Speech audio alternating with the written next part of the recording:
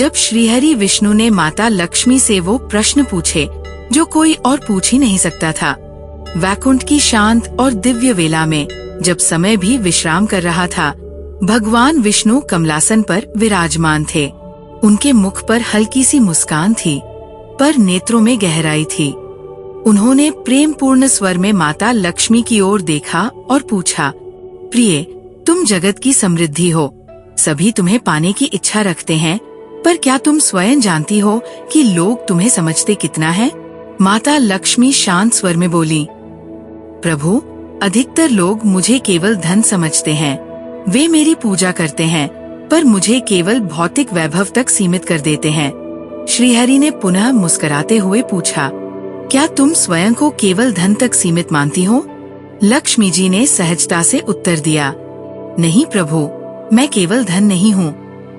मैं आरोग्य हूँ, धैर्य हूँ, सदाचार हूँ, संतोष हूँ। जब मैं किसी के जीवन में आती हूँ तो केवल संपत्ति नहीं, संतुलन भी लाती हूँ। भगवान विष्णु ने कोमल भाव से पूछा, तो क्या तुम हर उस स्थान पर चली जाती हो जहाँ तुम्हारा आह्वान होता है? माता लक्ष्मी ने उत्तर दिया, नहीं स्वामी, मैं वहाँ जाती हूँ जहाँ श्रद्धा हो, शुद्ध भाव हो। अगर किसी स्थान पर लोभ, छल और अपवित्रता हो तो मेरा निवास टिक नहीं सकता। मैं पूजा से नहीं, पात्रता से जुड़ती हूँ। विष्णु जी ने अगला प्रश्न रखा, लक्ष्मी, जब कोई स्त्री त्याग करती है, सेवा करती है, बिना किसी मान की अपेक्षा के, तब क्या तुम उसके पास होती हो? माता की आंखें चमक उठीं। स्वामी, वही तो मेरी वास्तविक उपस्थिति है। मैं उस माँ के हाथ में हूँ जो बच्चों को भूख लगने से पहले खुद भूखी रहती है। मैं उस बेटी की आंखों में हूँ जो परिवार का सम्मान बनकर जीती है। मैं उस स्त्री की चुप्पी में हूँ जो घर को स्वर्ग बनाती है। भगवान विष्णु ने एक अंतिम प्रश्न पूछा, लक्ष्मी, तुम क्या चाहती हो? लोग तुम्हें कैसे बुलाएं?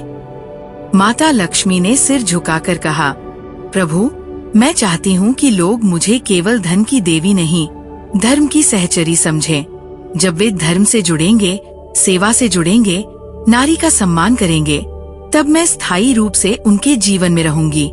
मैं आने के लिए विवश नहीं करती। मैं तो वही हूँ जो प्रेम से पुकारे जाने पर सदा पास रहती हूँ। वैकुंठ की वायु जैसे मंत्रमुग्ध हो गई। ये कोई तर्क नहीं था, ये शक्ति और शांति का वह संवाद था जो युगों युगों तक सृष्टि का संतुलन बनाए रखेगा।